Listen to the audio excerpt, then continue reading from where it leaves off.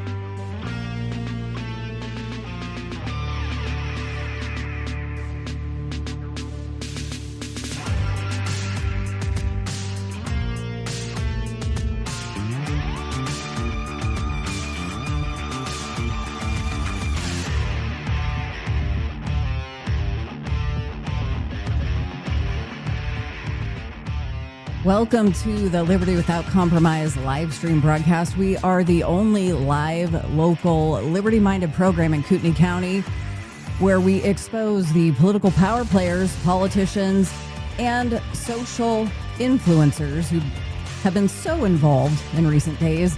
We're your hosts, Dan and Dawna Wilson. I'm here to screen your questions and comments tonight and how this is going to work. You are going to get involved in the comment section on whichever platform you're joining. I will be looking those over and we will put them into the queue and address those comments and or questions when it's appropriate. If you're watching live with us right now, be sure to share this live stream to your page or profile or even in private message if that works better for you. A reminder that opinions expressed are ours only, not necessarily that of our advertisers, sponsors, affiliates, or guests. For anybody listening back on our podcast, be sure to catch us live every Wednesday night at 7 p.m.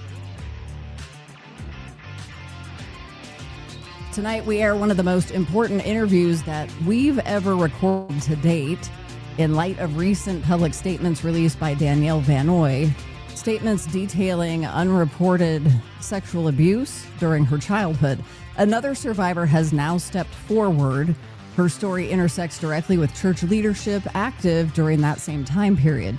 She personally knew some of those individuals referenced in the public statements and experienced abuse as a minor within that same church circle. Her testimony, recorded in a sit-down interview with us, includes specific names of individuals in positions of church authority at the time and multiple instances of sexual abuse that were reported. Also, leadership's knowledge of those incidents and the repeated pattern of cover-up that allowed further harm to continue. We will be joining that interview a little bit later in the show. First, we're going to open up with some review of these events in the past week or so. And a reminder, some is a sensitive topic, so we want you to keep that in mind as we continue on tonight. Now, ladies and gentlemen, your host, Dan Wilson. Thank you for joining us this very evening, right before Thanksgiving. Originally, I had intended to talk more about liberty and specifically our heritage. I wanted to talk about the Mayflower Compact, kind of the beginning of our great American heritage. But we have put that off. We will bring it back probably next week. I know most of you won't mind.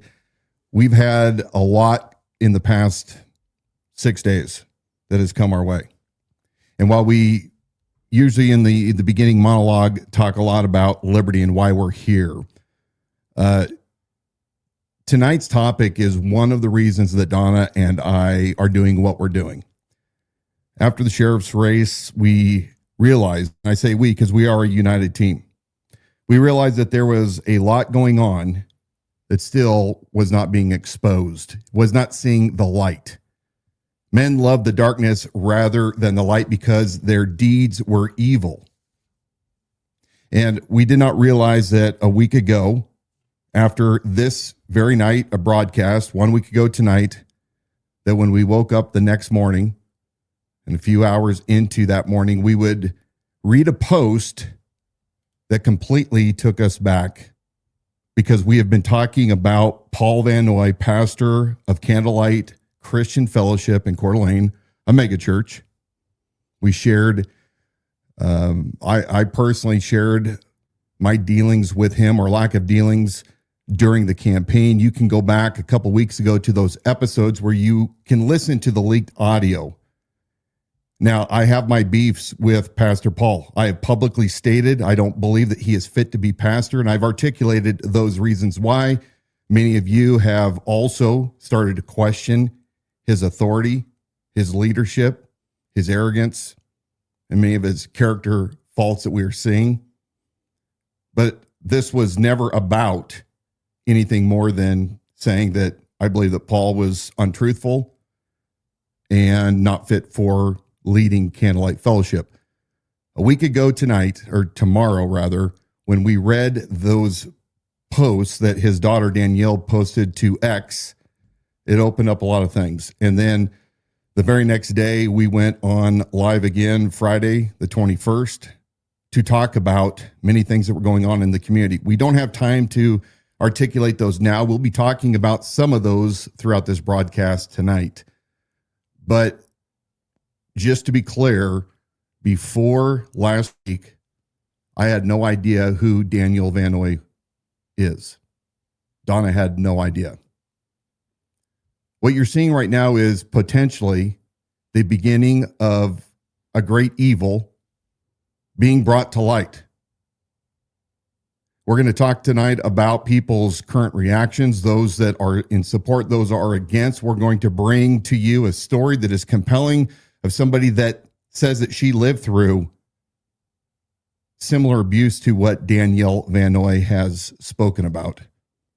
And she's sharing her story tonight. Extremely brave. We have many more who have come forward to us, and we will be bringing them onto future broadcasts as well. But to be clear, Dan Wilson, Dawna Wilson, never ever started out nor contrived or accumulated any of this information in order to go after Paul, and certainly not Candlelight itself. I do not believe that there has been one word that I've said publicly where I've disparaged anybody at Candlelight as attenders. I do not have ill will towards those people, but we are going to talk tonight about liberty, and part of that liberty is making certain that there is justice for the most vulnerable among us, and holding those that have authority and the obligation, both legally and morally, to protect the vulnerable. That's what this broadcast is about tonight. We don't have our typical whiskey. It's going to be a more heavier conversation, but it's a conversation that has to be had. We are talking about things that are in real time right now. And I have to say that I am extremely disgusted, sickened, dismayed over the cult-like following of Paul Van Noy. To be clear, at no time have I ever stated that Paul Van Noy committed any criminal activity against another person, although we are questioning whether or not failure to report is by definition a crime. We'll talk about that more, but we have never one time said that Paul Van Noy committed any act against his daughter or others. But we're going to talk here about the blind loyalty to a man who is just a man, created in God's image, like you, like me. God is no respecter of persons, but I think that we're going to see how the cult, and I'm calling a certain section of Candlelight a cult, how it operates. One of the things that has come up in light of these recent events is we've taken some heat that this is politically motivated, that Dan Wilson is charged because he's looking for support or to build potential votes in the future. I'd like you, as I'm getting ready to read a statement from the Idaho Sheriff website, which had previously been your campaign website, just go ahead and make address that again with concerns that this is or would be politically motivated. For those of you who have not paid attention or hearing this for the first time, I am not currently, nor will I be running for sheriff of Kootenai County again in the future. Everything that I say now is 100% out of the pursuit of justice and truth and rooting out bad behavior, evil behavior, and when applicable, illegal behavior in this county. And I see nobody in this community. Everybody wants to talk about politics. They want to talk about what's going on at the national level. They want to regurgitate everything on your X feed that's saying the exact same freaking thing. You live here. What do you know about what is going on right here in your own community? If you don't have your house in order right here, what good is the rest of it? And I don't see anybody at any level talking about the things that affect Kootenai County and our leadership here. Leadership that is bad, leadership that is good.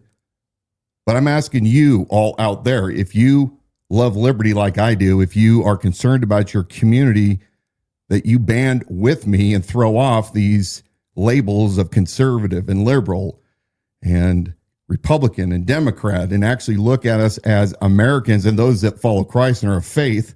We have also a higher calling. We mix these from time to time and we discuss the genuine separation, but I'm not running again for politics. I'm not running again for the office of sheriff. Everything that we say right here is purely out of love and conviction to do what's right by our people in this county. The previous website that we did for the campaign, the idahosheriff.com, I put that QR code up in the corner of your screen so you can head there. It is important that we have kept this website live as an archive, and we're going to explain why. The Idaho Sheriff website remains online as a historical archive of the 2024 campaign of Dan Wilson for Kootenai County Sheriff. We believe it's important for the public to have long-term access to the records, the broadcasts, and materials that documented became one of the most robust, accessible, and transparent sheriff's campaigns Kootenai County has ever seen. Throughout the campaign, Dan Wilson and the team held weekly live stream broadcasts, hosted numerous town halls, and provided more direct, unfiltered access to a candidate than this county had previously experienced. Wilson answered every question put before him, including those intended to discredit him, and faced an unprecedented level of hostility and ridicule from entrenched political interests. The record of that public engagement remains preserved here so the community can judge for themselves. Although Dan Wilson will not be running for office in the next election, the work did not end with the campaign.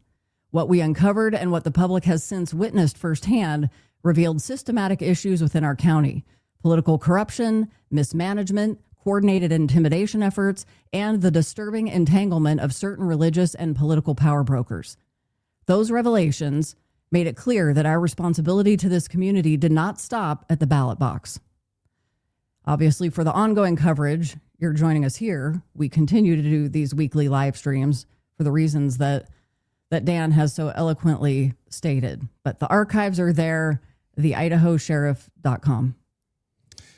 You know, I have stated earlier that I don't have a beef against the people in Candlelight. I really do not.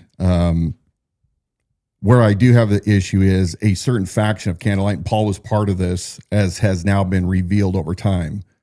When I came out to run for sheriff in the last month of 2023, it became very obvious over the next 60 days into 2024 that Candlelight members, including Stephanie Fetzer, Aaron and Lucky Barnard, Paul himself, and others at the KCRC, rather than listening to a candidate that actually lives out and believes and had a vision to implement things that many of those people claim on Sunday and in their mission statement to believe in, and yet they went out of their way to, as I said before, not just be inhospitable, but to try to destroy. And now we are finding out, hindsight being what it is, or revelation that comes in due time, we see that there is definitely a faction inside Candlelight that I'll call evil, and I truly believe they are evil and up to no good.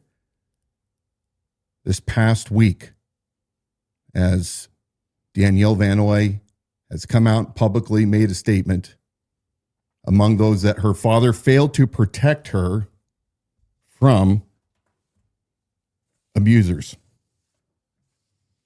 My father failed to protect me when I was young, choosing instead to favor the offenders.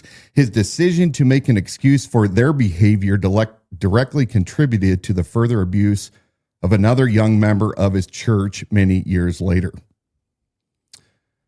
She goes on, if my father, Pastor Paul Van Noy of Candlelight Fellowship Church, would not protect his own child nor take adequate measures to protect a child in his congregation, I must question what other serious offenses he might permit or overlook.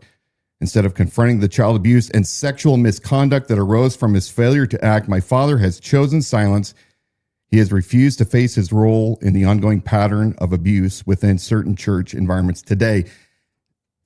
In the very beginning, many of you despicable people, including Stephanie Fetzer, were going online stating, that's a fake account. That's not really her. Discrediting her. Part of that great thread that she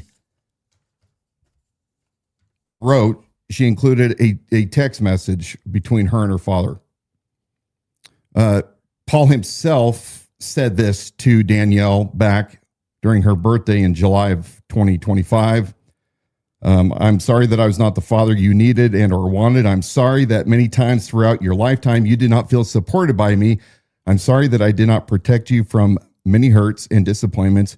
Using detail as it seems that generic apology would be insufficient while trusting it won't be an additional hurt.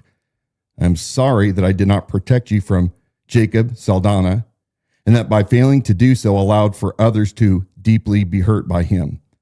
I'm sorry that I did not provide you the kind of support you needed when the hazing incident occurred at Lake City High School. I'm sorry that I was not directly protective of you with Todd Engel. And she goes on. And for those that continually stated that that was false and that she had not written that, we have Paul Van Noy in his own words coming right back and confirming that what Danielle had stated was true.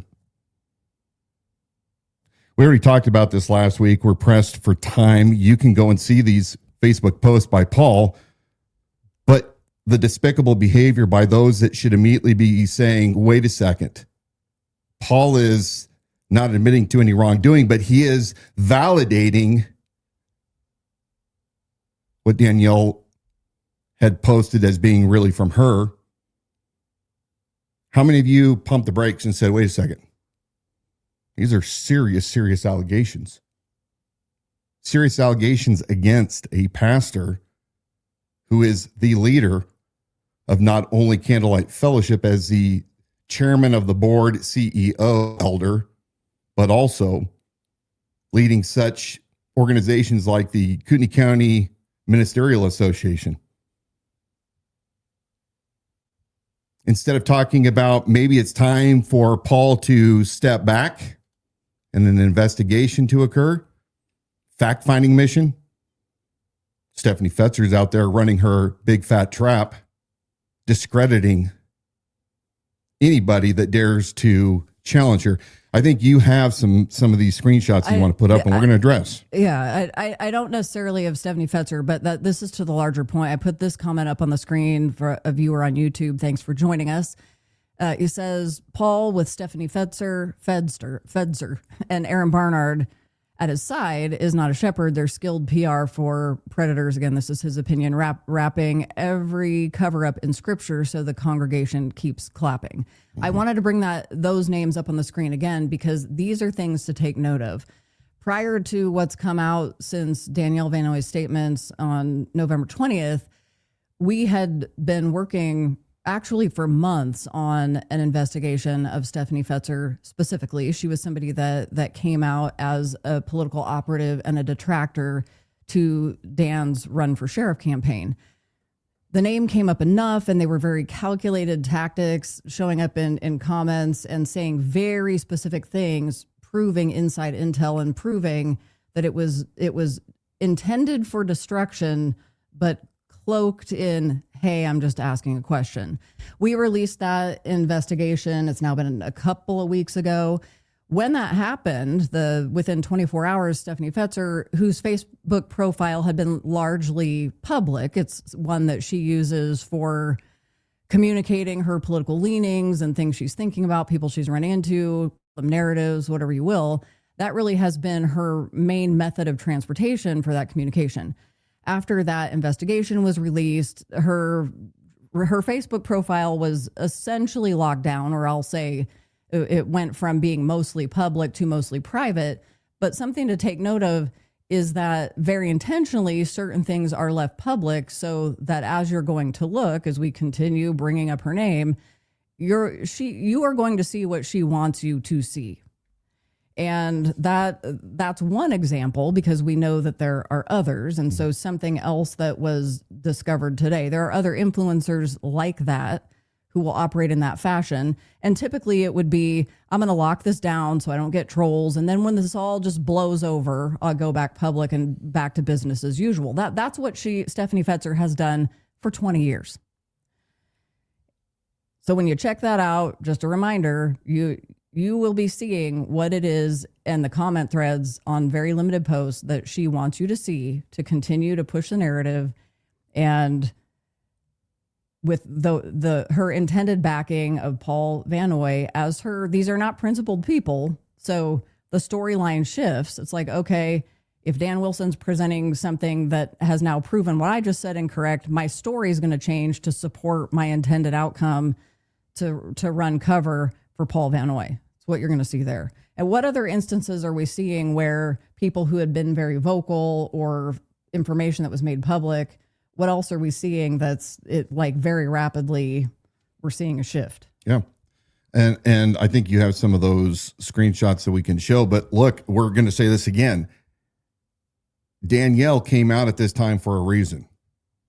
I'm not certain in exactly why she came out. Maybe she was encouraged by the expose that we were doing, not only of Paul Van Noy, but again, Stephanie Fetzer, Aaron and Lucky Barnard, the tattoo parlor artist, Davalou Cummings, the former Homeland Security human trafficking agent that is with Paul all the time. You can go back and listen to her in the undercover tapes that were gifted to us. But these are all people that are continuing to mold a narrative. And so Danielle has the courage to come out. Again, we're not law enforcement. We're not the judicial system. We don't decide who is or who is not guilty. But, what would you think if a teacher in Coeur d'Alene, for those of you that are extremely vocal about the things that have been going on there, what would you think if a teacher was accused of something very publicly? Would we stand for that teacher to remain a teacher without being removed for an investigation? Would we sit and mock and jeer the people that were the victims of that teacher? Or what about police officers? Anytime a law enforcement officer is accused of something that is criminal or unethical or a violation of policy, the standard rule is that the individual being accused is placed on administrative leave and an independent investigation occurs. But no, rather than calling for that for a church that claims that they follow the word of God, that they follow truth, that they walk in the light as he is in the light, no, they want to discredit her. They want to say that it didn't happen, yet Paul indicates in his response that something happened. And yet the elders, to date, I've not heard, they appear to be cowards that haven't started a investigation. We're going to go into organizations here in a few minutes that provide this service. But no, the narrative, if Dan and Dawna weren't out here right now to use our platform to give a alternative, which is, hold on a second, quit discrediting the victim or the person making the claims. I think after another post that came out a few days later, it's pretty obvious that Danielle was sexually assaulted, and her father knew this, and it looks like failed to report.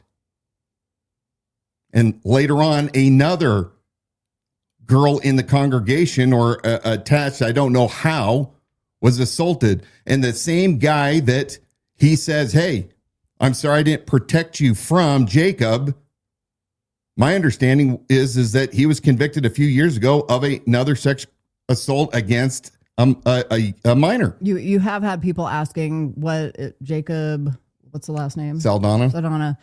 People have wondered, where is he now? Hold that thought. Yeah. I want to remind you, if you're just joining us, please share this live stream to your page or profile and continue to stay involved in that comment section, no matter which platform you're watching. Also, for those of you on Instagram, there's been a platform change where it's a vertical feed. You're going to get a better view of this program if you join us over on YouTube, X, or Facebook.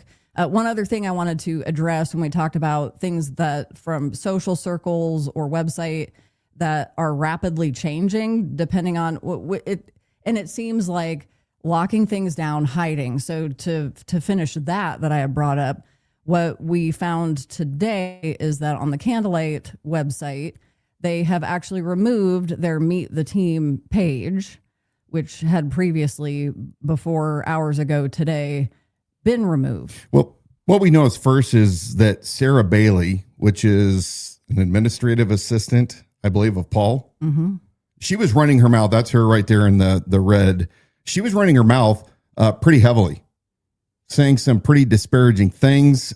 We have screenshots from people that are inside groups that aren't necessarily public. So we do have those receipts. Running her mouth. She has a reputation, and her picture was taken down yesterday. We noticed it. Right. And then there is a Twitter handle called Candle Dark. So not Candlelight, but Candle Dark, who has some knowledge of Paul and Candlelight. Have no idea who this individual is, male or female. But they've been posting some pretty good videos as well. And I noticed that this page had posted basically, here are all the staff that are refusing to stop supporting Paul. And by the time that I saw that and went to go look, the page for Sarah was gone. And then today, of course, they took down all of their staff. As a reminder, is we have things for you to link over to as resources. It'll be up here in the corner. So the QR code there is to the Candle Dark X handle. As Dan just mentioned, appears to be somebody who's got some significant knowledge as to firsthand. It looks like to me to knowledge as to what's going on at Candlelight. So with that Meet the Staff page being removed, there's a more insight over on that account there. Now, I didn't finish a thought a second ago, but I want to come back to, again, why this matters when these people are running their mouths. We have people like Sandy Brewer that knows better. Sandy Brewer runs an investigation company.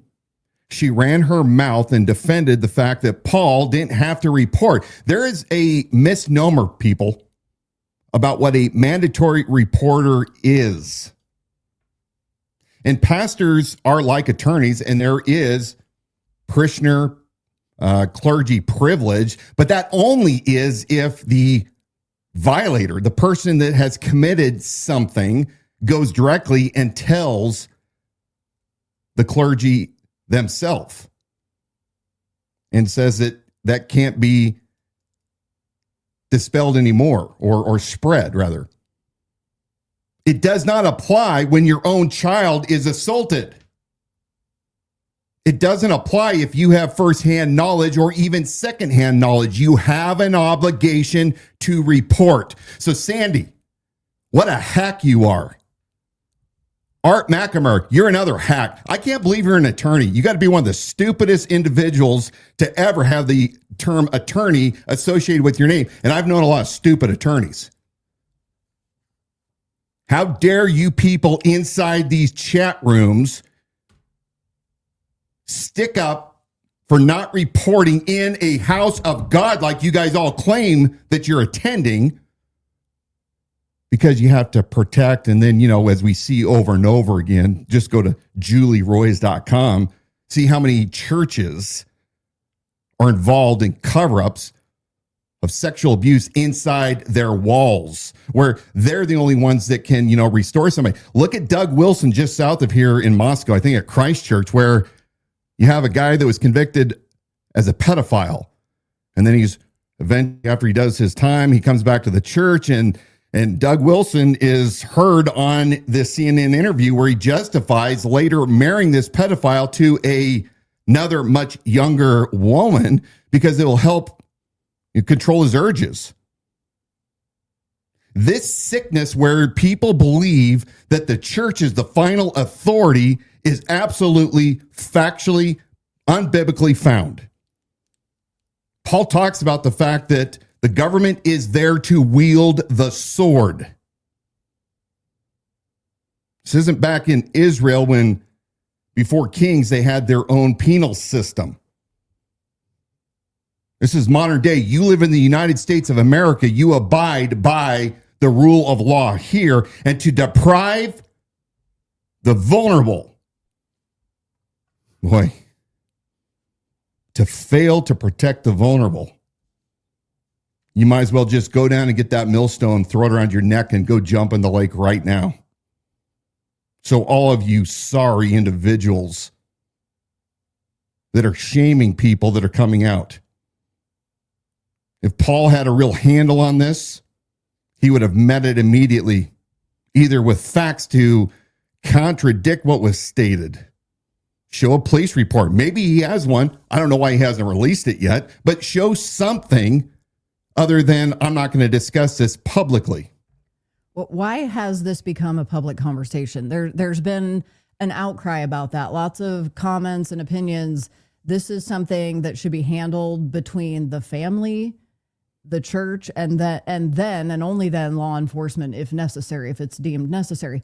Why is this now a public conversation? Well, number one, Danielle made it public with her husband.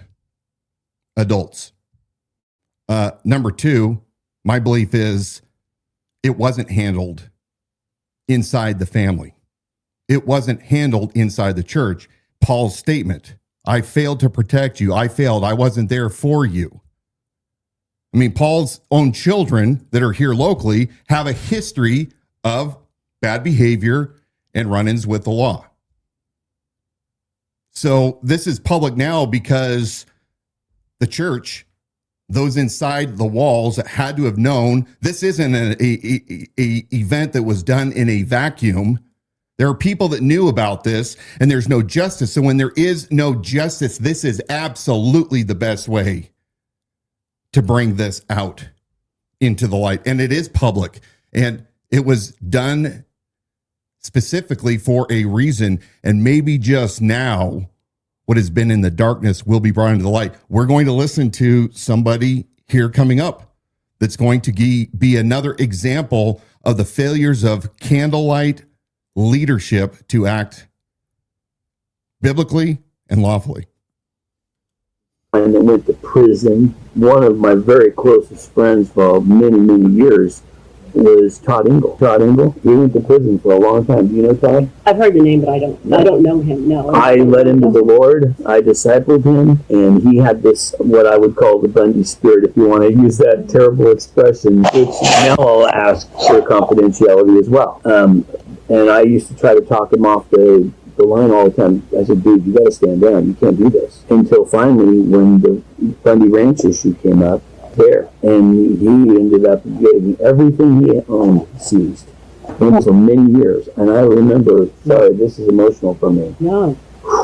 Really emotional for me. Now he's going to cry. The Lord, and I discipled him. I sat outside of that prison in Lompoc, California, I think it was. And my wife and I sat there and I prayed for him and just wept and wept and wept, knowing that the guy that I led to Christ was behind those doors for trying to do what he believed, but he went about it the wrong way and overreacted to the point where he ended up going to federal prison. He's now out. Wow. So it's a little hard to hear if you don't have headphones on. This was from that secret recording that took place. And for the full recording, just for authenticity and so that you can dig your heels into it, if you would like to do that, just follow the QR code up there in the corner of your screen. Is my hat blocking it? It is not. Okay. It's overlaid. But, this was Paul Van Noy as he was attempting in this meeting along, you heard the female voice as the former Homeland Security human trafficking agent running interference. And Paul, and I didn't realize at the time when we heard this that it was going to be relevant to today. We almost cut it because it's like, where is this going? But he wanted to accuse me, having never met me, never come to one of my town halls or, any of my events, wanted to say that he thought I had a Bundy spirit. For those of you that aren't from Idaho, Eamon Bundy, the Bundy standoff, Bundy ran for governor, Junior did, Eamon himself. And his friend, as Paul is stating, his friend, Todd Engel, he led to the Lord. But, Todd did some things and ended up in trouble because of the Mailer standoff down there in Oregon, went to prison. And Paul's driving all the way down to California in around 2019, 2020, 21, somewhere in there. I don't quite know the timeline. And he's running down there to talk with Todd and to pray and cry for him outside the cyclone fence. Where was his tears for his daughter? He says, I couldn't protect you. I didn't protect you from Todd. My understanding is Danielle's been gone for a while. Danielle is 38 years old, according to what I'm reading. So how can you be friends and going to pray for somebody if, in fact, they violated your daughter? I don't know what the violation was, but it was enough for him to speak about it. This is what we're dealing with. We're dealing with a sickness, which is protect everybody else in the congregation and my reputation, but at the expense of my children and other pastoral's children. And I say that right, pastoral staff members' children. So back to why it's a public conversation, because if you have abuse that's taken place 10 years ago, 15 years ago, 20 years ago, and it was not dealt with in the family or within the church itself, and a failure to report abuse, these types of abuse that are being stated in Danielle Van Noy's statements, and we're going to learn here in a minute where other victims are stepping forward. We're done with that. That's why we're here now. That is why this is now a public conversation, because we are past that point, long past that point. And my belief is that this is only the beginning. What we're hearing about now. The amount of people that have reached out that appear to be very credible. Anybody that would continue to support this current leadership, I have no words. And that has led us to how does a church organization get to this point? Mm-hmm. How after you have victims that after whatever number of years, any length of anything past days, weeks, months, that goes into years, that you now have adults reflecting on into their childhood. How does a church organization or somebody in leadership, a pastor in leadership, have that kind of control and influence? It would beg the question. Mm-hmm. And I have seen this circulating online where people have said, look, I've been in and out of Candlelight Christian Fellowship, and it's a cult. Mm-hmm. That then has been a conversation that you and I have had offline. Mm-hmm. The definition of a cult. I know you've all heard it before, but a refresher course is very good in this case with what we are talking about tonight. A cult is commonly defined as a group or organization that is centered around a dominant leader or ideology where control, coercive persuasion, and psychological manipulation are used to maintain authority and compliance. Cults are not defined by theology, they are defined by behavior. Some of these behaviors, I've got a list of 8. I'm going to highlight some of them. 1, authoritarian leadership. 2, control through fear, shame, or spiritual manipulation. 3, suppression of independent thought. 4, isolation and an us versus them mentality. 5, coercive control over behavior and personal decisions. 6, protecting the institution over protecting people. That includes reports of abuse, misconduct, or wrongdoing are minimized, denied, covered up, or redirected back onto the victim. Loyalty to leadership takes precedence over truth and justice. And then 7, punishment for noncompliance. 8, double standards for leadership. There's more there.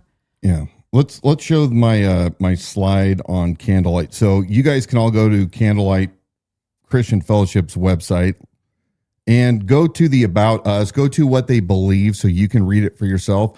I'm going to read a couple small sections here about what they claim that they believe. And I want to ask those of you who have attended there in the past or there currently or know people if you think that this is currently happening and whether or not you're seeing more of the character that Dawna was talking about, the characteristics of what a cult looks like. Under their mission statement, attributes and responsibilities of elders and deacons. We're going to go to the next page. Thank you.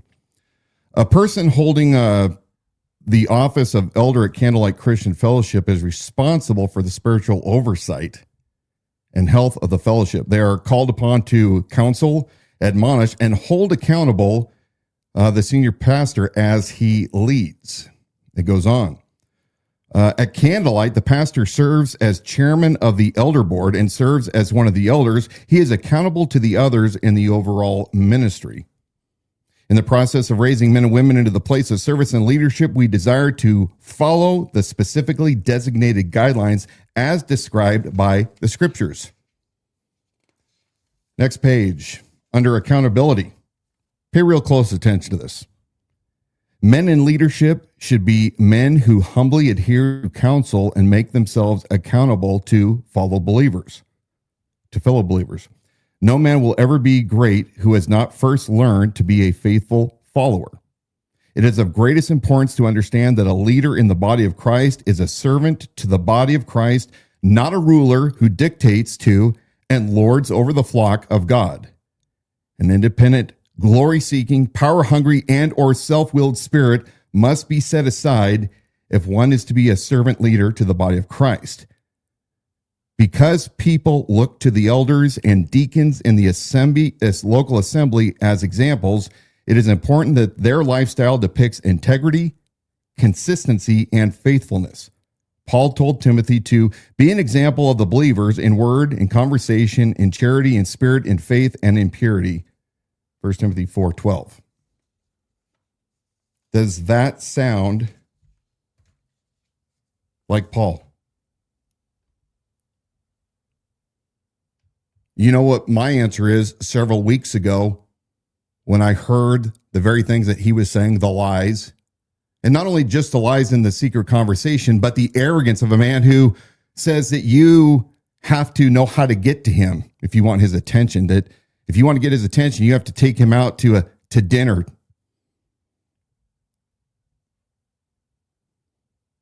You already know what my belief is. The dude continues to this day, several weeks ago, to lie again, claiming that I came out to attack him for the past year, spending hours of time to attack him because he didn't endorse me. Another lie. Never asked for your endorsement, never asked for your support. Now, here's how this should have gone. For those of you in the pews that think this is funny, those of you that are holding your little prayer vigils outside to support your pastor, are you really certain that the Spirit's telling you that you need to be doing that to support a man? Or should you actually be there to pray that truth would be revealed, and those that need to be held accountable would be held accountable, and that evil would not prevail, and that justice would be served. You sicken me, those of you who are marching around singing things like similar, "We shall overcome." That's what it's reminiscent of. Here's how this works. We talked about this earlier. Paul, the minute that these allegations came out and the minute that he validated them, what should have happened is you, elder board, should have said, "Hey, Paul, this is pretty serious stuff." Now, maybe this was dealt with 15 years ago, as some people have said. Somebody should have immediately provided the proof and said, "This has been dealt with," and shut it down, but they didn't. So Paul should have absolutely been put on administrative leave. And an independent investigation should have occurred. Paul, as much as he travels around the world and he's connected, he knows better. He knows that there are third-party organizations. The elders should know this too, if they're wise. Let's show that slide, the first one that I had you skip over. There are groups that specifically do investigations for churches. This is just one example, and I don't recall. I can't even see, my screen's small, but you understand what I'm saying. And they specifically look into things like sexual abuse that are alleged inside churches. It's important to note that independent investigators never take the place of criminal investigators conducted by law enforcement agencies. Criminal investigations focus on allegations of criminal conduct perpetrated by individuals and oftentimes result in the prosecution of those offenses. What these people do is they come in with experienced investigators and they start doing a fact-finding mission. Because not only is leadership and the pastor accountable from a law standpoint, like all of us are, but he's also accountable to how well he is managing the church. As we have seen with the Catholic Church over the years, the amount of abuse that has taken place, the Protestants are absolutely not cleaning this either. In fact, I am continually disgusted over and over again when we hear about the abuse by folks like singers at DC Talk or Newsboys or whatever the band is.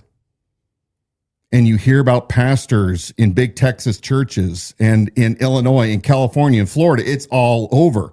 But why has the board not acted immediately? If they truly believe in justice, if they want to be above reproach, if they want to be a testimony to the community, why don't they tell their people, shut your pie holes, quit commenting about this, act like Christians should, which is we are praying for all involved. We're not going to take a stance on who is guilty and who isn't, who is innocent, who is not. And instead, we want to be fully transparent like a real professional organization would, whether it's law enforcement, whether it's a medical practice, whether it is in school.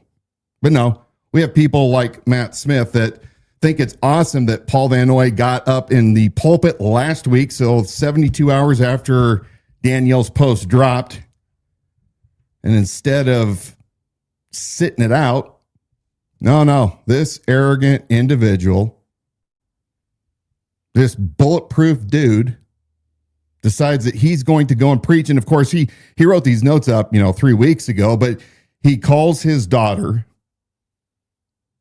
in so many words, his thorn in the flesh. And he jokes about how everybody has a kid that causes them problems. And then you got guys like Matt Smith, burned out old heavy metal guitarist in tight spandex and boots, who wants to come out and he wants to make a big joke about how savage Paul was. This is people inside Paul's own church. We're going to listen to him in his own words, gleeful that Paul gave a smackdown to his own child publicly. Just a second. I didn't want to interrupt you earlier, but to say that the church organization, or some of them, they want the benefits of being a profit generating or a revenue generating, profit making organization with zero accountability. Yeah. Just be reminded of that. Matt Smith. Let's see him. I'm gonna address some of this. We had a guy named Matt Smith show up on a post when we really started getting a little more into, well, we released the audio tapes, the leaked audio tapes that had Pastor Paul Van Noy very arrogantly proclaiming what a big deal he is in this town. Mm-hmm. So many things now we're able to go back to those audio tapes and they conjoin with the events of this last week. So Matt Smith had a series of things where he's propping himself up. We really need a new, better marketing firm. Let's see, I'm putting some of these up on the screen. These can all be go back and reference later. But the point being, he was inserting himself onto our posts after we released the leaked audio about 7 weeks ago. So there's an exchange between he and I. One of the things he says is accusing pastors of not caring about the truth might please a small portion of your audience, but it's going to alienate a much larger one. How do you not see that? I'm someone who actually watches your content, supports you, and is trying to help you. Yet you double down on this idea of attacking pastors in the name of standing for truth. And he goes on to make an argument that churches aren't Christian organizations. Fast forward to, is this yesterday? 2 days ago? Probably. He comes on to one of our posts as this, after Danielle Van Noy released her statements on November 20th, and he wants to get involved in that argument. He was saying it's pretty obvious what's going on here. It's not really about truth or healing.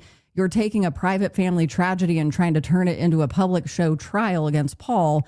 And you've had a problem with him in Candlelight for a long time. And he's trying to give some credit to Danielle's pain, but telling us that we're doing this to specifically exploit Danielle. So more in that exchange there. Not going to read the whole thing. So Matt Smith clearly believes that his opinion is worth people hearing. He believes enough in our platform to come onto our platform to post his opinions, because I'm not sure where else he would do that and it would get any traction. He proceeds to then post a link to a YouTube video. No comment, just the link. I saw that. I'm going to remove this from the screen here. Just a second, doing two things at once. But so he sends us a link to this YouTube video. I was like, okay, humor me, Matt. I went ahead and checked it out. He had some interesting comments to make. Initially, I was like, look, I'm not interested in platforming this guy. He doesn't have a valid one of his own, but he is quite opinionated about Danielle Van Noy's statements. Yeah. And then what Pastor Paul Van Noy has then come out to say about that. I don't know why Matt Smith is running interference for Paul Van Noy. It's very odd. I've seen behavior. In fact, we are doing a records request now. We're not going to show it in the video, but he claims that his own son, had threatened death threats against him, and he was notified by Kootenai County Sheriff's Office. But what I wanted to do is, it ties back in with us, that we're just using this to get after the people at Candlelight and Paul, and Daniel just happens to be because Paul Van Noy didn't give you an endorsement, and then some of these people at Candlelight didn't vote for you. But it matters. I'm going to go ahead and play this and quit. I'm going to quit talking about it, but I want you to know why we tied these together.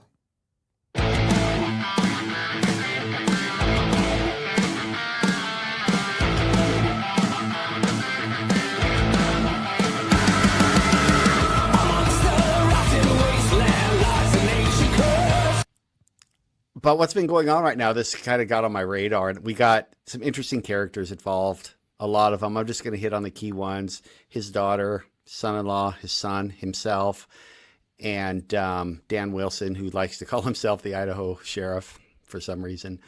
I don't know how somebody can lose an election and then call themselves the Idaho sheriff. I think it's kind of weird, but whatever.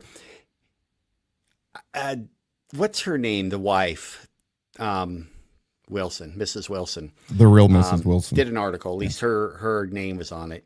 And man, this thing was a hit piece from hell. So my take on it was hit piece. I mean, everything was presented and framed in a way that made Paul look guilty, made it look like he hangs around with a bunch of bad people. They have one source, and it is his daughter, who feels like she has been unheard. And she put a post on Facebook about something that nobody really knows for sure what she's talking about. And, the Sons chimed in, Pastor Paul's chimed in on Facebook, and I've been reading all the drama. And Danielle's like, my dad did something bad. And Paul's like, I didn't do anything bad. And his son's like, my dad didn't do anything bad. But the Wilsons, man, they got it all figured out. But Dan Wilson has a history with Candlelight Church. And this is not about Danielle. He's using Danielle as a pawn to promote himself. That's the way I see it. He wants to take down Pastor Paul because he's got a political beef with Pastor Paul. He's talked about it. This is nothing new. He's posted on Facebook about the members of Candlelight. He has been going after Candlelight hard. So he's got no credibility on this at all. And if you look at that article, it is absolutely a hit piece. It's all emotional framing. It's not neutral reporting. It's all emotional framing. It drags up all these related pastors, old scandals, and just whatever they could find to smear Paul by association. So they got this huge guilt by association thing going on. Now, Paul has made statements, okay? Go to his church and he'll talk about it. But if you think that you're going to get him to sit down and answer 14 questions in a public forum like the Sun did, you're out of your mind. That's never going to happen, man. Paul Van Noy is savage. What he did today was absolutely savage. Anyway, back to the, this wasn't journalism. It was a storyline looking for a villain. And that villain is the evil Paul Van Noy. Now, like I said, man, I went to church this morning and you would not believe what Paul said. I left that place. My mind was absolutely blown with what he said. So I'm going to try to make this short. He preached on Paul's thorn in the flesh. Okay. And Paul's talking about having a thorn in the flesh and he's pleading with God about, how to get rid of it. And he was preached a little bit on Romans chapter 7, where Paul says that I don't want to do, and that what I don't do, that's what I do. And that whole line, that whole narrative there where Paul's like, oh, what a wretched man I am, and bringing the glory of God, and brought in scriptures like, I will rejoice in persecution, or I wish I had the verses. I should have been a little bit better prepared, but you get the gist of it. If you just think about the thorn in the flesh, that will drive this home. And he went through, nobody knows what the thorn in Paul's flesh was. Okay. They speculate it could have been his health. It could have been his finances. It could have been, all kinds of things.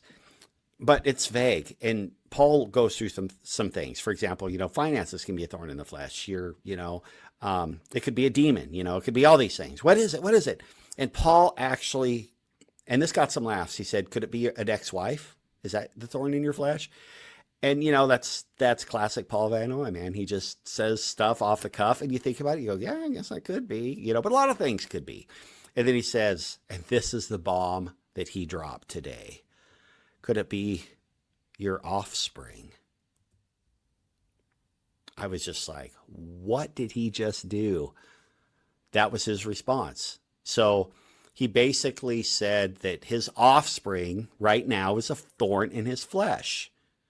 Ugh. It was savage. It was like a total boss move. That's Paul. That's what you get with Paul. So this is a devoted parishioner, a follower of Paul. He starts out by saying that what Paul did was savage. He went and he says, that's one of the things he likes about Paul is Paul does things off the cuff. He dropped this bomb. He's totally the boss, as Paul is publicly making fun without any concern whatsoever what's going on with the allegations from his daughter and all the publicity. Instead, he chooses to use 3 services to bully Danielle and others by saying that she is his thorn in the flesh. Look, many of you blew up Dawna and I's phones on Sunday and Monday. Did you hear Paul calling his daughter a thorn in his flesh? This is how the senior pastor, we talked about, he's the senior elder of the church, the CEO. We talked about the qualifications for these guys, what they expect. And here he comes and he makes light of it, claiming that he wrote this 3 weeks earlier and that's the way God's timing is. But we're going to now transition to what many of you have come here for, and that is to hear the story of somebody who dealt with Paul firsthand over many years. And I want you to remember, as you are listening to her tell her story, for a reminder, those of you who maybe have minors around that you don't want to hear some explicit stuff, now is the time to have them go away. But I wanted you to hear how people inside Paul's congregation that he is leading, believe me, that kind of attitude from Matt Smith is a reflection of the leadership of Paul Van Noy. And he treats this whole thing like it's funny, like he's cavalier about it. I want you to think about these things that we've discussed, the people that come out to attack anybody that dares to say something against their boy, their fearless leader, and then ask yourself what we're about ready to hear. Is it plausible that what she is saying is absolutely true? And do you understand how what happened to her, as she tells it in her own words, came to happen?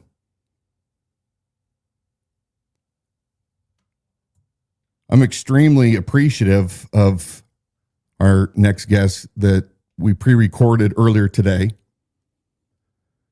who sought us out. We met, we heard her story in far greater detail than what she even says tonight. And I felt so bad afterwards. You and I fought back our tears because of how horrible we felt.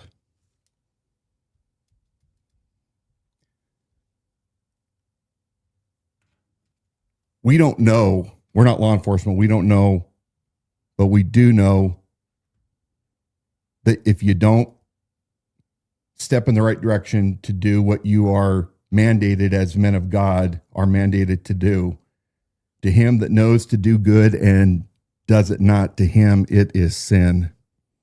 Don, I want you to give us a little intro into our next guest that came on this morning too.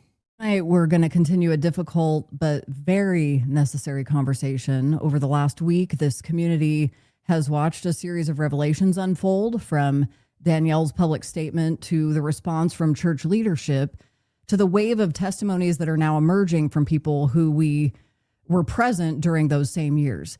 As many of you know, whenever somebody steps forward with an account of abuse, the cost for that is heavy. It's heavy emotionally, spiritually, and socially. There's been a mix of support and skepticism for Paul Van Noy, along with skepticism and support of Danielle Van Noy.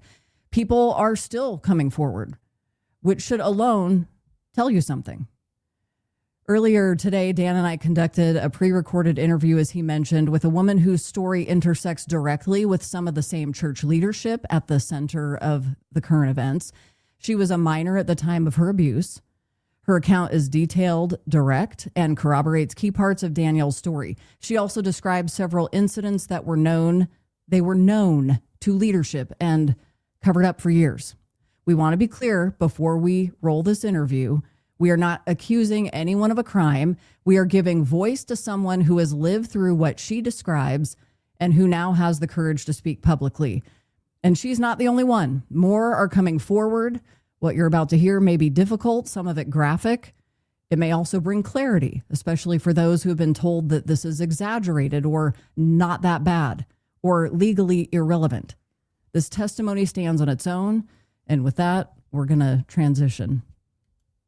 Okay. All happy to introduce you, Alyssa. Thank you so much for coming forward to tell your story. Dawna and I listened to your story. We were taken back. We grieved as we talked later on between us. But I want to thank you for coming forward and being brave, being courageous to finally start shedding light on something that has for far too long been in the dark. And as we have this conversation, I don't know where it's ultimately going to go, but I believe that the Lord will guide us into complete light and truth. So thank you so much for coming on today. Yes, of course, absolutely.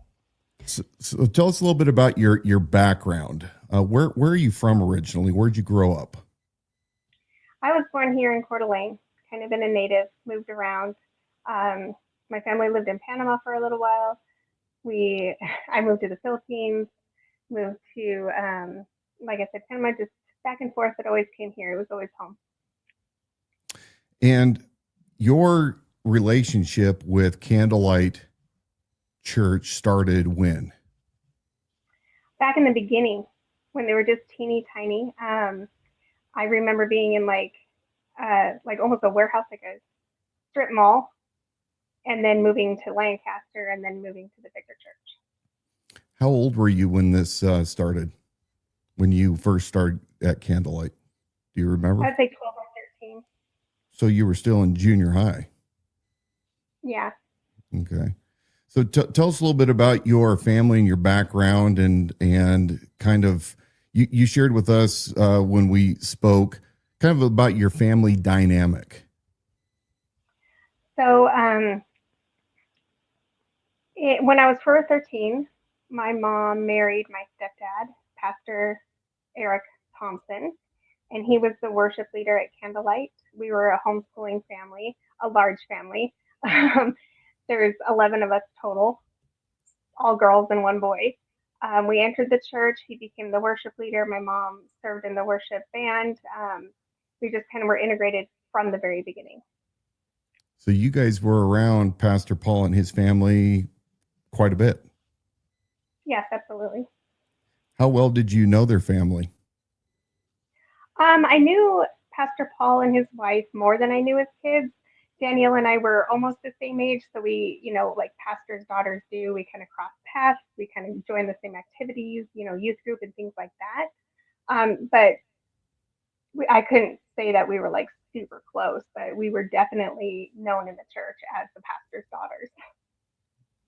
So your mom was remarried. She married a man who became the worship pastor for Candlelight when Candlelight was still a pretty small, brand new church. That's correct. Yeah. So talk about your story. We've heard it, but I just want you to go ahead and start sharing the way you feel comfortable to tell your story as much detail as you want to. And we'll probably interject with questions here and there and ask maybe some clarifying questions, but I want you to feel free to just start explaining your story in your own words. I think I'm going to jump in here for just a second. I think it might be helpful if you start with where you currently you intersected with Danielle Van Noy when she chose to release a statement just back on November 20th, and just correct any details like that Right. that I might not get. And maybe start with that where there was an intersection there and you reached out to her. And I think that maybe is a good launching point to where you continue. Yes, absolutely. I happened to come by the post about Danielle speaking out about the abuse that happened to her, the hidden shame and hidden sins in the church. And I reached out to her with a full heart, loving kindness. And I said, hey, listen, I understand where you're at. I've been there. This is what happened to me. And she actually replied with, I knew that was happening to you because my dad, the pastor of the church, told me. And I said, I didn't know anyone else knew. I didn't know someone else knew. And then the conversation became, these people are really helping me to share my story. And so I reached out to you guys. Thank you for helping set this up. And Dawna, thank you for bringing this forward.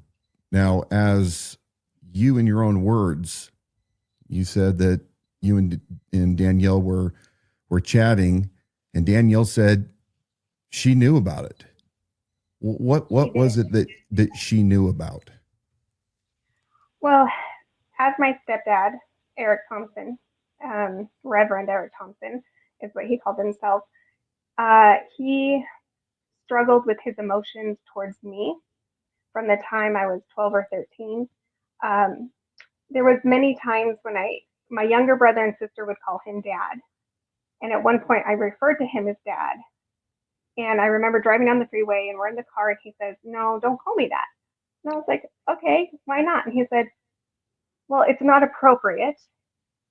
And I said, "Well, my brothers and sisters call you dad." He said, "Yes, but sometimes stepfathers fall in love with their stepdaughters." And so it was always like an off relationship. He was never like a father to me. He always set me kind of aside outside of the family. And there was a strange, almost jealousy over me. For instance, going to Candlelight, I was involved in the youth group. You know, as a pastor's daughter, we're always involved in youth groups. And the youth pastor himself kept sitting next to me continually, like almost every youth group. And at one youth group, he had put his arm around me. And my stepdad, Eric, had come up and he tapped him on the shoulder during the service. And he basically grabbed him and said, "I need to speak to you," and grabbed him out of his chair and pulled him into the hallway. And I followed them into the hallway. And they were shouting at each other and yelling, and there was curse words. And I saw them get into a full-on fist fight and kneeing each other and punching each other. And I just remember screaming, "Stop, no!" And at that point, Pastor Paul, who had been leading the service of the youth group, had come out and broken up the fight. And so I believe that's when Pastor Paul began to realize my stepdad's intentions towards me. So once again, you are a young teenager, approximate age when this incident occurred? I would say I was probably 14 or 15 at this time. So still fairly young, and you're sitting in a service. Pastor Paul apparently is preaching or leading it, and the youth pastor comes over as I think you had told us this was kind of a routine where he was coming and sitting very close to you on a regular basis. Correct. And he was a married man. And he was married. And at some point, your stepfather, the music worship pastor or reverend, as he liked to be called, grabs this youth pastor by his shirt, ends up spilling over into the hallway where a fight occurs, and Pastor Paul comes out and observes this. He observed it and he broke it up. And he broke it up. And so when this occurred, what happened next? To my recollection, because I was actually very startled and stunned, I remember walking outside of the church and being followed by Pastor Paul's wife. And Pastor Paul's wife was trying to convince me to come stay the night at their house, that everything was too chaotic to return to my own house, that I needed to be with them. And I ended up saying no. My mom had come out, she got involved, and she also refused to let me spend the night at their house. I don't know what the intention was there. That was just the memory I have of it. Nothing ever came. No one questioned me. Nobody asked me anything. Nothing happened. Everybody was just like fine after that. But when they got into the scuffle, your stepfather grabbed this youth pastor. Let's dive into that a little more. We had this discussion when we met, and there's a lot more into why you believe that scuffle actually took place. Well, I remember my stepdad, when he pulled him out of the sanctuary, he had said, "Shouldn't you be sitting with your wife?" And then they had dragged out. My stepdad, which is hard to call him dad. I always called him Eric. Like I said, he refused to let me call him dad. Eric had this weird jealousy over me, and it was very apparent in our family. It affected the family dynamics, basically. There was comments made. There was inappropriate, I guess, actions towards me. So, for instance, sometimes he would treat me as a daughter, and he would say, well, it's because I'm a father. I'm your father. But other times it would be, no, I'm not your father. I'm Eric. So putting kids to bed, he would scratch everybody's backs. And one day my mom walked in and his hand was up my shirt, except it was on the front side of my shirt. And my mom walked in, she took one look, she turned around, walked away. And he quickly followed her out of the room. And about 5 minutes later returned. And I said, am I in trouble? What was that about? Like, is mom mad at me? And I was about 13 or 14 at this time. And he's like, no, your mom just thought she saw something she didn't see. And this continued through my teenage years until I was about 17, when my mom caught him going through my laundry and pulling my undergarments out of the laundry. And after that, my mom was very distant towards me. And I just wanted to be understood that she was an abused woman. There was a lot of mental manipulation there. And he came forward after he was found pulling my undergarments out of the laundry. He came forward to my mom and to Pastor Paul and said, I need you to pray for me. I need you to pray against the demons in my head. They're making me fall in love with Alyssa. And that created such a rift in my family, where I was kicked out of the house on my 18th birthday because my mom was trying to protect the family and protect her marriage. But he did come forward to the church. He did ask for prayer for that. And nobody did anything. When you say nobody did anything, do you mean that they did not report him and his actions to the authorities, that they left him as the music pastor? What does that mean in your words? Well, nobody reached out to me to make sure I was okay, which I wasn't. I wasn't okay. Nobody reported him. Everybody continued life. That's what you're supposed to do. He has an issue, you remove the issue, and I was apparently the issue.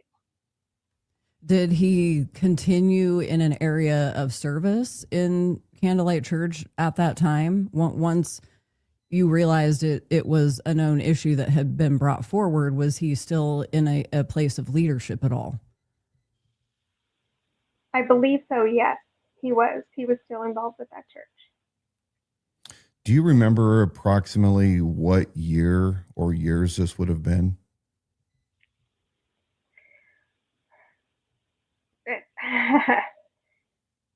I apologize. I don't know off the top of my head exactly which years, because my parents at one point had moved to Panama, or not to Panama, to the Philippines, and came back and then still were involved in the church. So those years are kind of up and down and fuzzy to me. I want to remind everybody, as we're listening to Alyssa's story together, that this has taken great courage for her to come forward when she reached out. I know that she was tentative in even coming to meet with Dan and I, because you're in a community where light is starting to be shed on these sorts of things, and she's lived nearly half a lifetime thinking she didn't matter. I just want everyone to understand that that is going to create a difficulty at times in being able to speak, such as she has and is right now. And we just appreciate that boldness in coming forward. Indeed. And to kind of go back, and I want to visit this again. You are a stepdaughter. Your mother marries this man named Eric, who is a music pastor at Candlelight. In your early teen years, he starts inappropriately touching you very early on. Your mother apparently was aware of that. There was inappropriate actions by the stepfather regarding your personal garments. There was a fight between the youth pastor who was married that was sitting in close contact with you at a service, and that resulted in a fist fight. Your stepfather, Eric, eventually, when confronted over the undergarment issue, said that he needed help because he was more or less, and I'm putting this in, I'm putting maybe words in your mouth. I want to make sure I have this correctly. Was having feelings for you and needed help. Is that's fair? The specific thing he said was the demons in his head were making him fall in love with me. So despite all of my mom. Sorry about that. I didn't mean to interrupt you. So nobody at this point says, Eric, you no longer are fit for ministry. Nobody comes up to you and says, are you okay? No law enforcement's called. You basically are the one that has been violated, and nobody wants to protect you. You are basically just a nobody to these people, including the pastor's wife, Brenda, and the pastor, Paul, and maybe others that knew what was going on. That is correct. We were taught to believe that the church is under its own authority. I remember hearing my stepdad speak about that multiple times, that the church deals with things inside the church. They are their own authority. So when things happen, they don't call law enforcement because they deal with it within. God will judge them. God will, that sort of thing. But according to my understanding of the Bible, and I'm no scholar, but it says that you will abide by the laws of your land. And sexual assault is to be reported. Yes, indeed it is. And that is a false doctrine. In fact, it's a heresy for any church in the United States to claim that they have authority over these matters.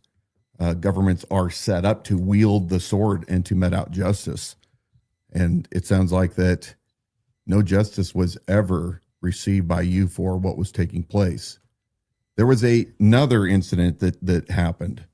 I don't know if you feel comfortable in sharing this, but I believe that ties in to further reinforce just as how heinous the non-response and the cover-up really goes. Do you feel comfortable in sharing that?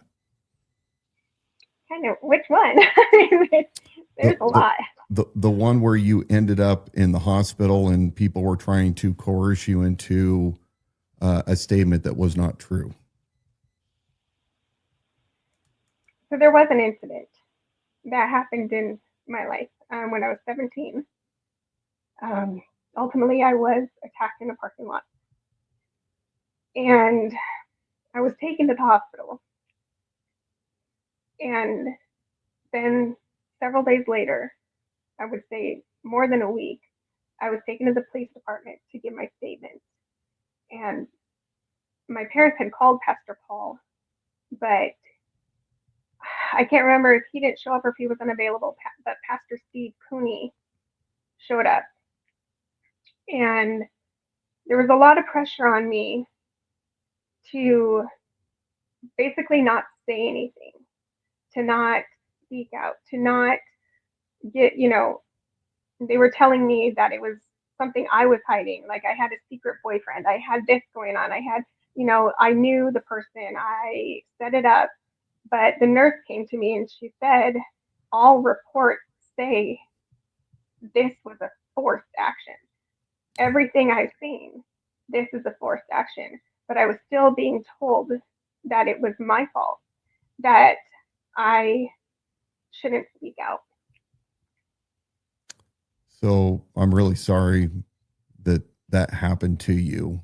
That assault, I can't even imagine. You are assaulted. You are taken to a hospital soon after that assault, it sounds like.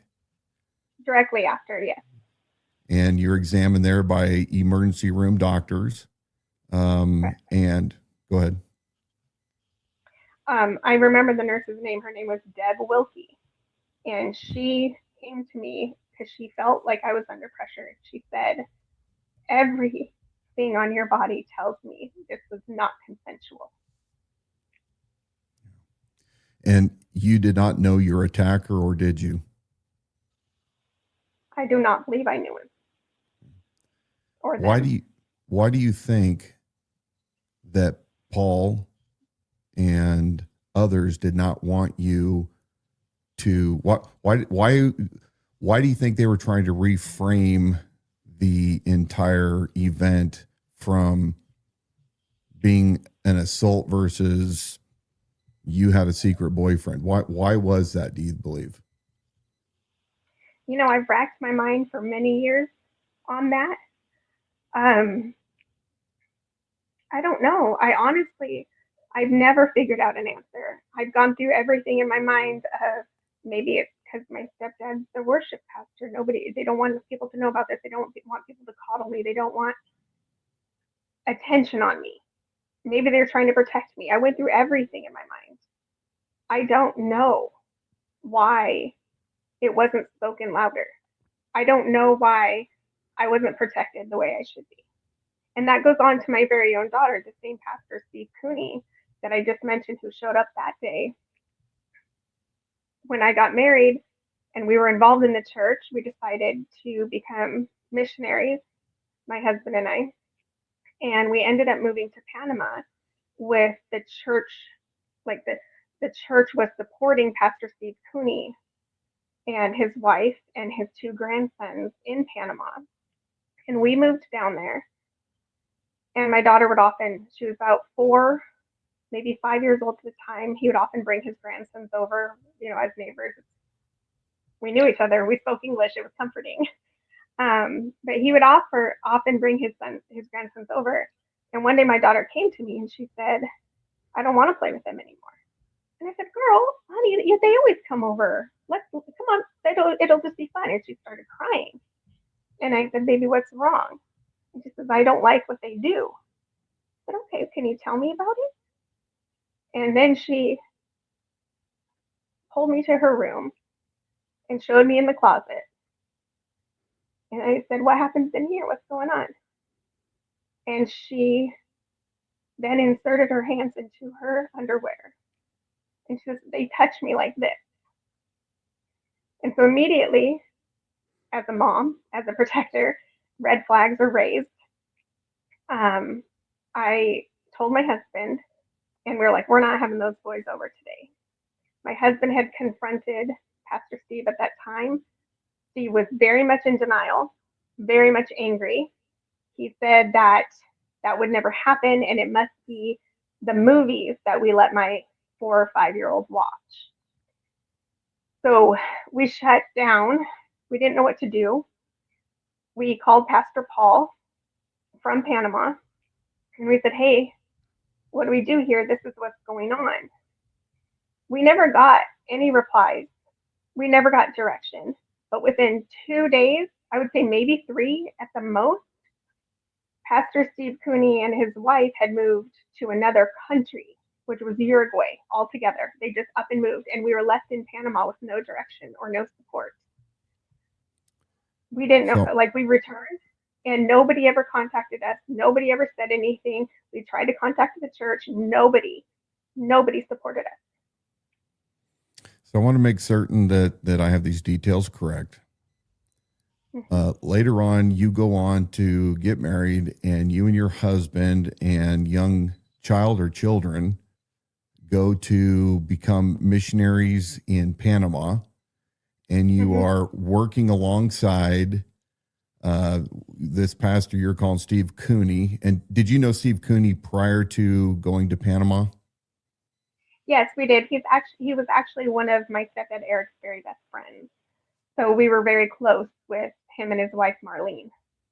And did he hold leadership at Candlelight at one point before he was a missionary? Yes, he did. He was, I believe, the assistant pastor. I may be wrong, but yes, he was. Every Sunday, he would get on stage and read the Psalms before the service started. Okay. So you guys are co-laboring together in Panama as missionaries, supported by Candlelight. Is that correct? We personally were not supported by Candlelight. We kind of felt the call of God and had the financial means to support ourselves while we were there. But Candlelight was very aware of us wanting to work alongside Steve and Marlene. We actually lived in what he would call apartments, but to the church, but they were actually condos on the ocean. But we lived just maybe a hallway or two down from them. And do you know, were then the Coonies supported missionaries there? Were they receiving financial support or donations from Candlelight, or would be considered that their home church, or how was that structured? And you may or may not know the answer to that. I do believe it was their home church. I do believe they were raising support because they went down there before us. And when Pastor Steve Cooney came back and he spoke to the church, he spoke about all their work, so I believe they were raising funds by him speaking there. But when we got down there, it was very much not like what he described. It was not, they weren't living in poverty. They weren't living among the people. They weren't, co-laboring with them. They were living probably 40 minutes from the nearest town on the ocean in a resort.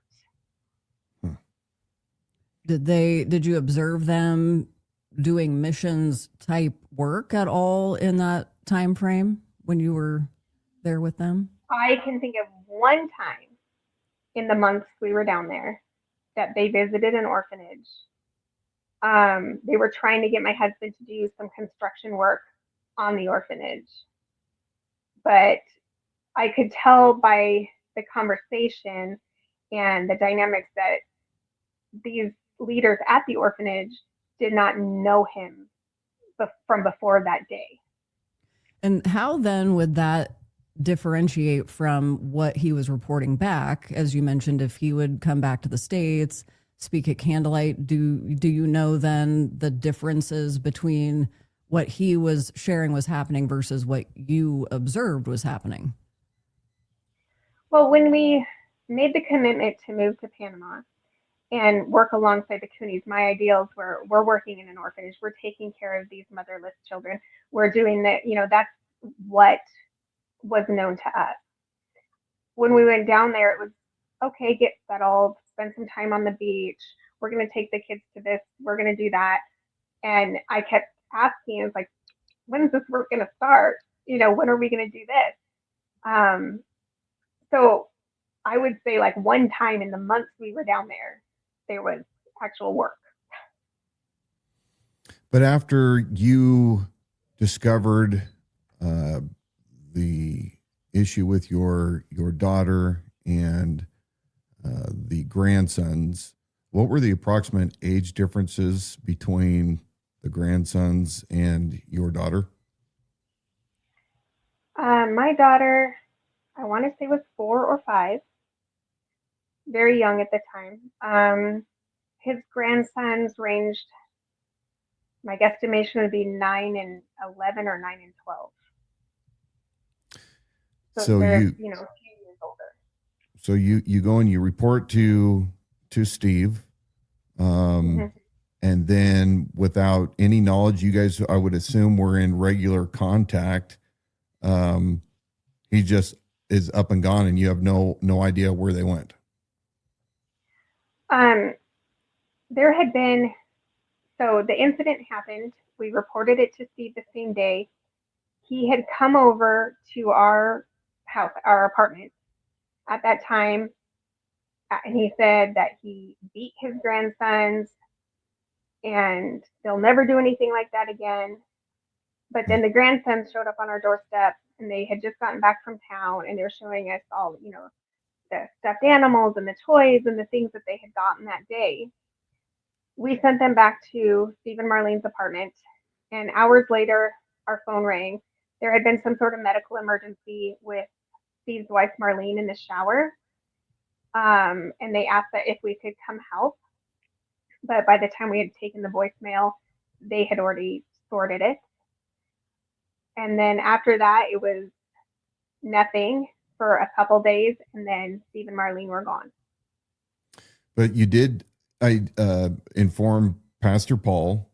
Did you do that in email or on phone, or how did you to inform him of what had taken place with your daughter? We did call, and I believe one of the phone calls we did get in contact. I wasn't the one on the phone. It was my husband at the time. I believe we got in contact with Pastor Paul.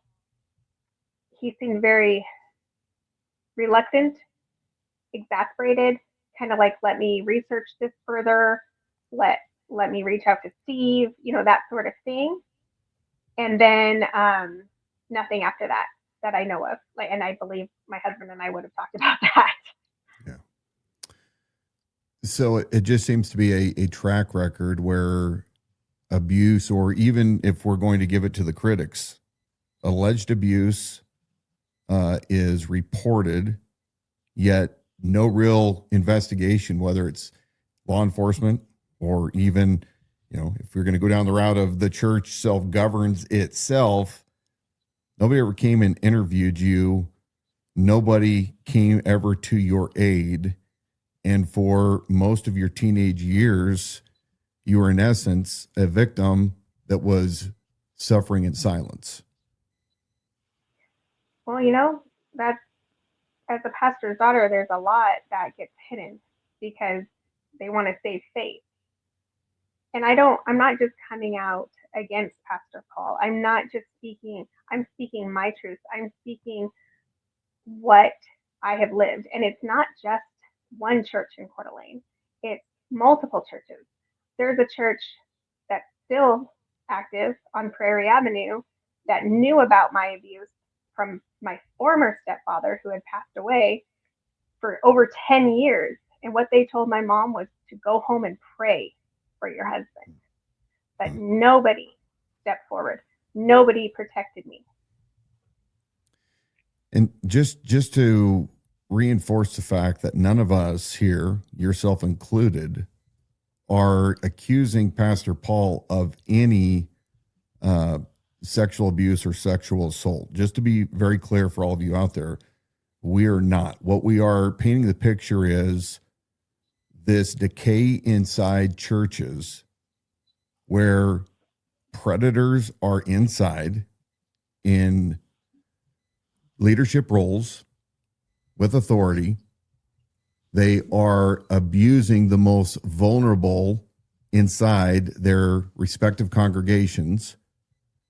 The predators are known by other pastors that should be protecting the flock.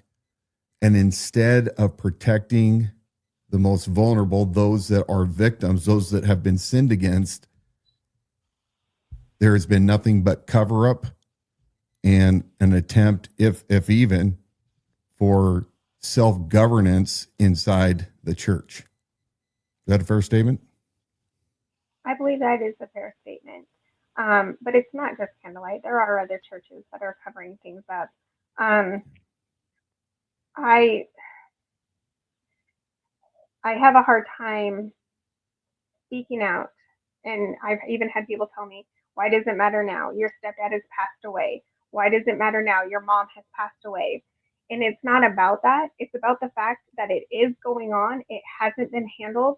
And people need to speak out because people are suffering in the church. These young men and women that have been sexually assaulted are suffering in the church, and that affects their ability to grow in a relationship with God, because these men that we're calling our fathers, that we're calling our dads, they're supposed to be examples of a heavenly father. And if we don't have that good example of a heavenly father, it makes it nearly impossible to understand a heavenly father's love for us. Yeah. It makes it nearly impossible to form a relationship with Jesus Christ. Indeed. Indeed. You know, having come forward, you shared with us, we're having a conversation again today. What do you hope that you being as transparent as you have been and forthright and specific, what do you hope that it could accomplish? What would be your best hope that it could accomplish for our community and for others, for other victims, in giving them courage to step forward? I do believe you shared some of that, and I would just love to hear any other even possible final thoughts on what you hope that will bring for our community, your willingness to share. Well, first of all, for any other victims, that no one is ever defended. And that has been a prayer of mine since I was a young girl and going through this and being in the church and feeling so dirty all the time, even for things I didn't ask for. I hope that it gives them the courage to speak out, because only then will healing come. It's going to fester. It's going to hurt. It's going to affect their future life. But for the victims, I want healing. I want justice. And I know that vengeance is God's. I'm not out for vengeance. I'm out to support and ultimately shine a light on what is actually going on, especially with leadership families, especially with pastors' daughters, especially with the people that are too afraid to speak out because it becomes, what will people think? I just pray that people can shut it down. Here we are, just about a week from when this post that Dawna and I were not expecting, I don't think anybody was expecting, from Paul Van Noy's daughter, Danielle. And there were many things that were said in that, but the one that really caught our attention, that was the most concerning, was the statement of about, the abuse that she endured. And to kind of wrap this back into the beginning, and as we wrap up, when you spoke with Danielle, I understand you just spoke with her sometime in the past week, and she told you that her parents, her dad, Pastor Paul, they knew what was happening to you, and you were shocked. Like I said, Danielle and I were never super close. We went to church together. We knew each other. I haven't spoken to her in probably about 20 years. But when this came out and we connected, I had said, hey, this is what was happening to me while I was attending that church, while I was going to that church. And she said, yeah, I know. My dad told me. And I still, probably 4 or 5 days later now, and I'm still shocked at that statement. First of all, why didn't anyone do anything? Secondly, why would it be made known to his own children? Like, it wasn't held in confidence. Nobody did anything. But nobody, I'm still, like I said, I'm just still in shock that she's like, yeah, I know. I knew about your stepdad's actions towards you. I knew about how he felt towards you and how he was approaching me and, all that. My dad told me. Just shocking to me. He knew all those years ago when it was going on between your stepfather Eric and the youth pastor. He knew about the statements that your stepfather had said. He knew about the assault that took place in the parking lot. And again, you knew at the time that he knew those things, but it seemed to hit even closer with Danielle's words that not only did her dad know, but he felt comfortable enough in sharing it with his own family members. Yeah, that's exactly what her statement showed me. It was just like I felt like in my mind's eye, it was like nonchalantly shared over the dinner table, like I didn't matter. Well, I know that you do matter. And anybody out there that has been a victim of evil, such as those that have been abused by people inside the church, inside ministry, directly by the perpetrator, and equally by those that know and refuse to act like men, to act like protectors, like Jesus protects us. I want you to know that you matter out there. And if you have a story similar that you want to share with us, because you have taken courage from what Alyssa herself has brought forward in this public conversation, we welcome your story. You do matter. And to all of those out there that aren't even in this community, I encourage you, speak out. There is absolutely no room, not only in the body of Christ, but also in our communities, in our local governments, to allow any kind of assaults or other heinous things that have occurred to any of you out there to ever be covered up. Alyssa, thank you so much for taking the time to speak with us. Again, we are with you. We encourage you. We support you. We're inspired by you. Thank you so much for your bravery and for coming out to have this conversation with us in the community. Thank you. We will talk with you soon. We'll stay updated, but God bless you. Stay strong and courageous. And courage she did have. We know that she gave us the clean version. The version that we heard was far more explicit, may have been lost in translation, but molested for years by a stepfather. We call it inappropriate touching, but let's call it what it is. It's molestation. What is it about a church that attracts spiritually troubled men into areas of leadership where they all seemingly protect themselves? And just to answer Tom, we're going to show Tom's quote. Okay, you don't have proof of something. I stand for the people who are falsely accused. You don't. I don't have proof either way. There's no proof this person is lying, and there's no proof the church is innocent. Get on the fence where you should be. Okay. Here's the thing. We don't know who is and who isn't telling the truth. That is true.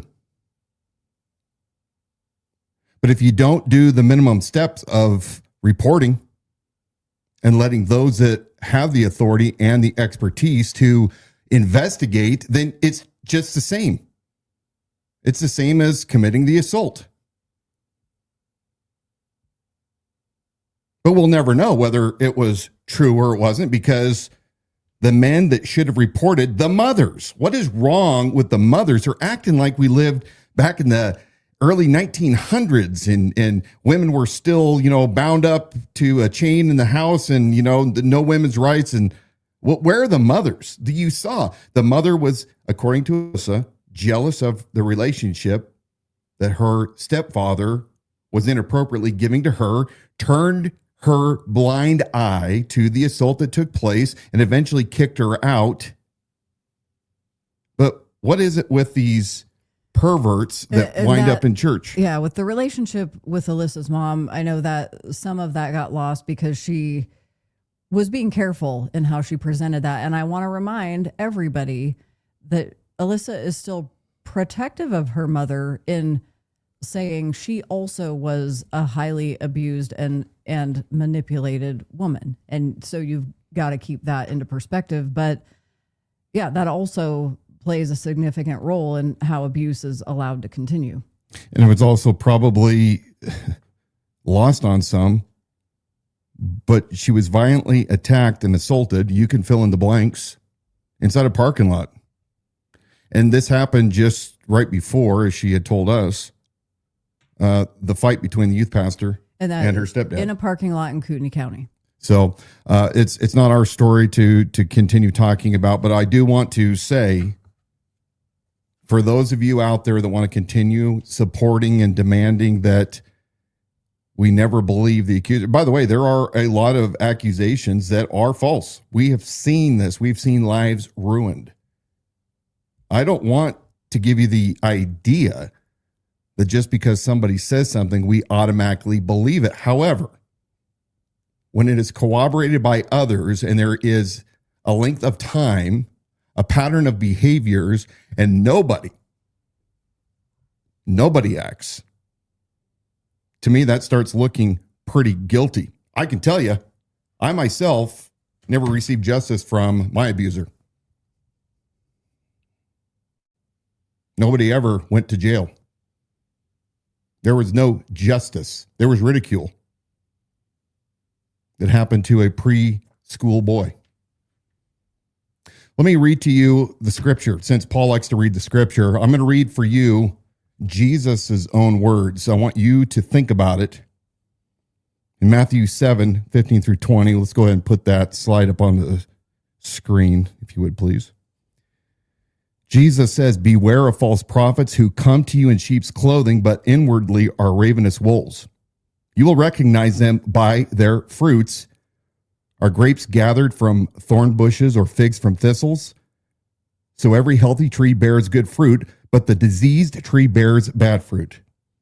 A healthy tree cannot bear bad fruit, nor can a diseased tree bear good fruit. Every tree that does not bear good fruit is cut down and thrown into the fire. Thus you will recognize them by their fruits." You see what Jesus is saying is the outward things that come out of them. They're known by these fruits. Galatians 5:16 through 24. "But I say, walk by the Spirit, and you will not gratify the desires of the flesh, for the desires of the flesh are against the Spirit, and the desires of the Spirit are against the flesh. For these are opposed to each other to keep you from doing the things you want to do. But if you are led by the Spirit, you are not under the law. Now the works of the flesh are evident: sexual immorality, impurity, sensuality, idolatry, sorcery, enmity, strife, jealousy, fits of anger, rivalries, dissensions, divisions, envy, drunkenness, orgies, and things like these. I warn you, as I warned you before, that those who do such things will not inherit the kingdom of God. But the fruit of the Spirit is love, joy, peace, patience, kindness, goodness, faithfulness, gentleness, self-control. Against such things there is no law, and those who belong to Jesus Christ have crucified the flesh with its passions and desires." The question is, as you look at the fruits to tell whether or not you have ravenous wolves in sheep clothing inside your congregation, weigh it out against the scripture. We're all sinners. We all fall short. I fall short many times. I don't follow all those fruits of the Spirit myself on a consistent basis. But when you are the head of the church, when you are calling yourself the president of the Kootenai County Ministerial Association, and you come out and you are flagrant, when you are cavalier, you don't tell your followers immediately. Aaron Barnard, shut your trap. Stephanie Fetzer, shut your trap. Sarah Bailey, shut your mouth, especially you, since you are on staff. And instead, you preach a sermon about your own child that has publicly stated and you admitted that you wronged her. What parts of the fruit are we seeing here? I see a lot of decay. And remember, I know it sounds really arrogant, but, people just need to know the kind of weight that he has in the community. Let's have a couple conversations back and forth with our chat, and then we don't really have a lot more unless you have something. We'll have a few discussions, but I think we've kind of run this one through, and we need to leave it with people to ponder what's been said. I did want to add the comment by Tom Gerl, Gerl. One of them here's getting cut off. I can't even read. It was so verbose. It kind of truncates here in our software. But he's been, I'll bring that back up in a second. He's been very vocal about this since the release of Danielle Van Noy's statements. Mm-hmm. It seems there he's got something he's trying to protect, and it's shrouded in, hey, let's just look at both sides. Nothing can be proven here. And he was raising earlier in the comment thread, are you sure you just don't have a vendetta and that's what this is about? He was making those comments even as Alyssa was sharing her story. But just to know, for everybody there in the comment thread, for full transparency, he has been actively commenting throughout as these events have unfolded over the last week. Well, let's take Tom at face value. If he truly is just asking this question, whether or not I'm just using this as an opportunity to hate the church and all this stuff. The reason why I'm doing it is because there's cowards like you. Cowards that refuse to hold people accountable in your very own church, if that's where you go. Cowards that won't be reasonable to stand out and say, I don't know what's true or what isn't. Spirit, guide us. We will go through the proper motions. And look, if there is a repeated pattern of false accusations like we saw years ago, not too long ago under certain administrations, then, yes, we become weary. We become skeptical. That is good to do, but it's not up to you. It's not up to you or you with no background in investigations, no law enforcement. You're not part of the judicial system to tell any of us what is true and what isn't. That is why we have the rule of law in this country. And the rule of law can't be superseded by whatever your church theology or your doctrine is. Catholics, Tom goes Mormons, on, he goes on to Protestants. say he's just asking because he's asking regardless of your attitudes, he's referring to Paul Van Noy. He's a solid, outstanding teacher of the word. Mm-hmm. That matters and weighs in his defense as it should. Jim Jones was a master as well. Are you that stupid? You don't think that people can, and I don't know what Paul's heart is. I don't. I can tell you what I see on the outside and I can call it out. And I don't care what any of you say about judging. We are to call people out by their fruits. But there can be two people living inside one body, one that does very bad things and the other that creates this persona, this alternate person that helps soothe whatever it is that they're doing wrong on the other side. I'm not saying that about Paul, but I am saying that there are many people that are gifted actors. Why do you think Jesus says on the day, the great day, people are going to come up, Lord, we prophesied in your name. We did all these great things. Look at the hungry that we fed. And Jesus says, get away from me. I never knew you. Seriously, I don't know if I'm dealing with biblically illiterate people that have sat in pews for so long and it's disgusting that they're so elementary, or whether or not you're not a believer. I don't know what your background is, but most of you out there that are running your mouths in the comment sections know better. And I'm sick of it. I'm sick of all you folks following those that are doing it, a man and not Jesus. Paul talks about this. Some follow Apollos, or whatever it is. Some follow this guy, some follow that guy, but we have to follow Christ.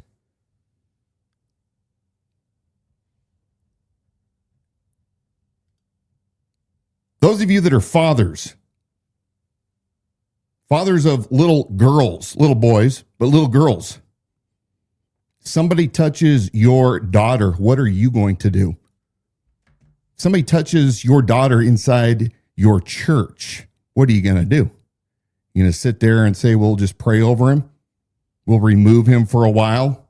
We'll take him out of whatever ministry that he's involved in. I have to tell you and I'll make it as quick as I can, because I'm going to tell you the reaction, a normal reaction by a father if somebody inappropriately touches his daughter in any way. I don't care if you want to start classifying touch, overclothes, underclothes, how often, I don't care. When I was an 8-year-old girl, we lived in San Francisco, and I had a routine. We would walk down to the corner store. I know it was the 80s. I can't believe our parents let us just, go and come back. Walk down to the corner store to get my chocolate milk, my little bag of potato chips, and I'm standing in line there, and I felt the presence of a tall man behind me, and he started groping my backside. I knew it was wrong.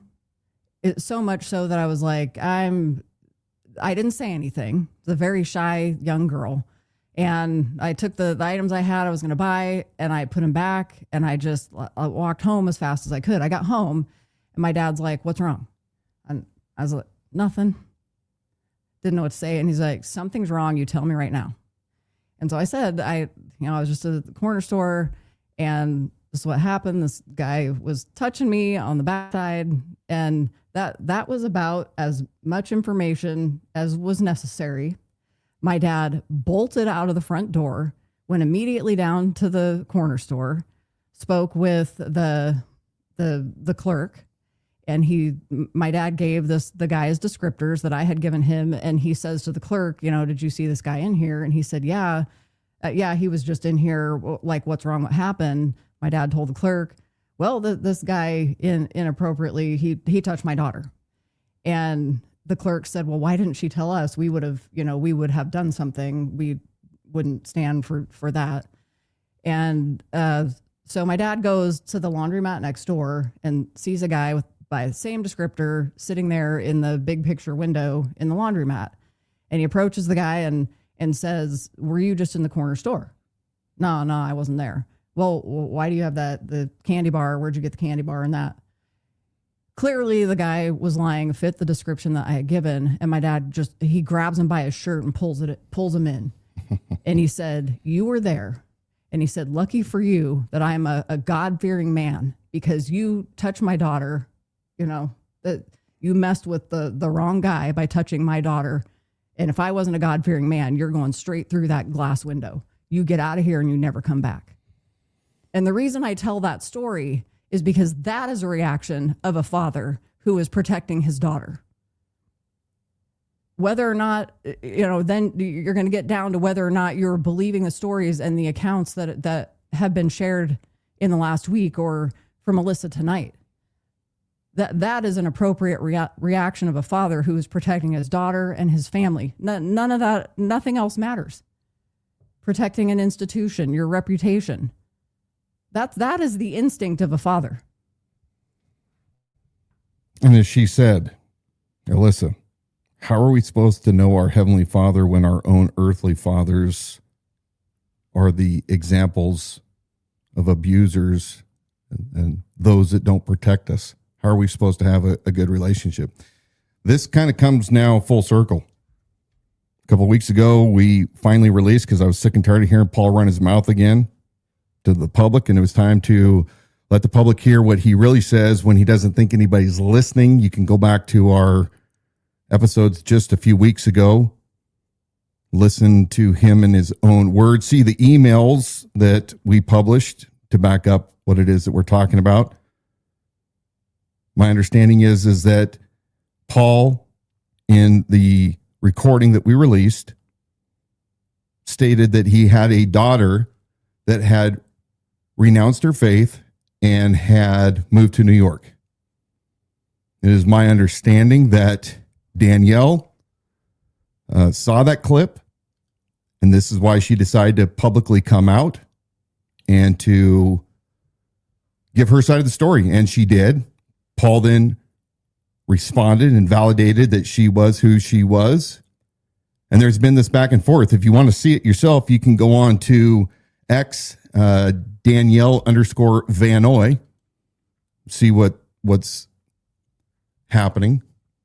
And I think that they've thrown the gauntlet down. They've given Paul his time to answer the questions that they still have outstanding. Yeah, he still has and not to do the right thing. And then apparently there's going to be a big information dump And by the way, all of you out there that have done nothing but to ridicule Danielle and other victims, and those of us that are standing up for them, that are doing this by the hour, you have all been captured. Your conversations have been captured. And if and when information comes out that is credible, and through maybe even possible an investigation by local law enforcement, it is determined that Paul and others failed to act and to do their duty, I absolutely promise you this. Every last one of you will be published. We will publish your open comments far and wide. You will not outlive this because you call yourself followers of Christ. You worship this man rather than the true God, and you have acted evil, and you will not outrun this. So you have time to turn this around. But if you don't, I'm coming from you. I'm coming for you on a social media platform, and we're going to expose you.